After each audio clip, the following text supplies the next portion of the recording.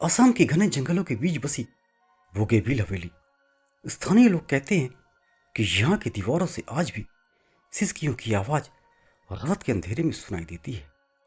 पिछले एक महीने में यहाँ 3 टूरिस्ट गायब हो चुके थे, जिनका कोई सुराग नहीं मिला। लोकल पुलिस नाकाम रही। अंततः मामला सौंपा गया देश के सबसे काबिल टीम सीआईडी को।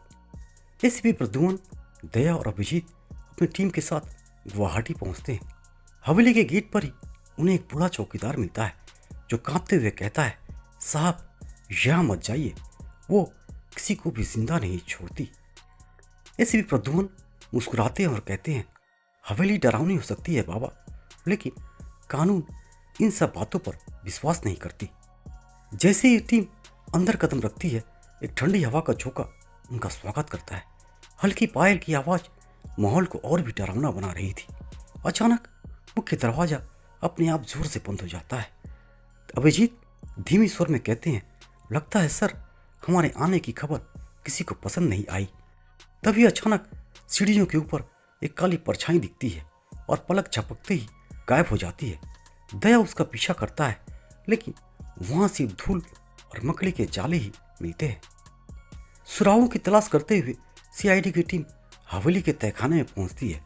वहां का तापमान अचानक गिर जाता है। अचानक डॉक्टर शालुंके का वीडियो कॉल आता है।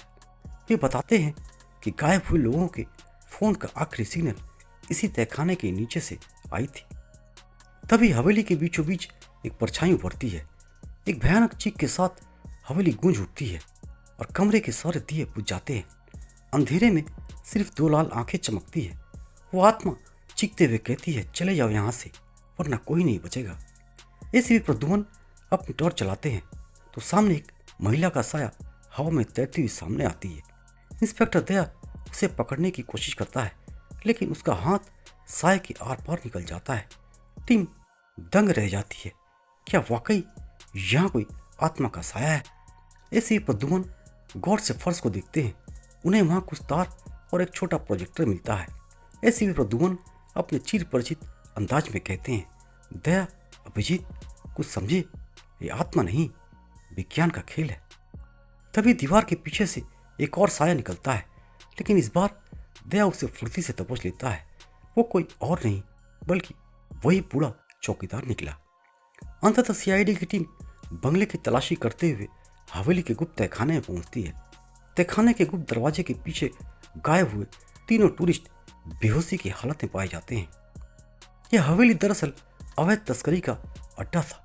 चौकीदार और उसके साथी होलोग्राम तकनीक और मैग्नेटिक फील्ड का इस्तेमाल करके लोगों को डराया करते थे, ताकि कोई यहाँ ना आए। ऐसे ही प्रद्युमन कड़क आवाज में कहते हैं, तुम्हारा खेल खत्म हुआ।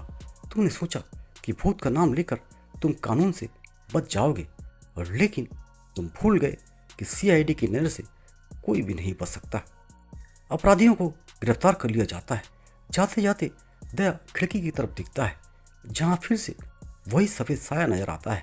इस बार वह साया मुस्कुराता है और गायब हो जाता है। दया कहते हैं, सर वो साया। एसीपी कहते हैं, दया, दुनिया में कुछ सवाल ऐसे होते हैं जिनका जवाब विज्ञान के पास भी नहीं होता। चलो, तो क्या वाकई सिर्फ यह एक नाटक था, या उस हवेली में आज भी कोई रूह भटक रही है, या राज भी उस हवेली के साथ ही दफन हो गया? दोस्तों, बहुत बहुत धन्यवाद। कहानी अच्छी लगे तो इसे लाइक और शेयर करें। कहानी कैसी लगी अपनी राय कमेंट बॉक्स में ज़रूर करें, और अधिक मनोरंजन के लिए इस चैनल को सब्सक्राइब करें। सतर्क रहें, सुरक्षित रहें। जय हिंद।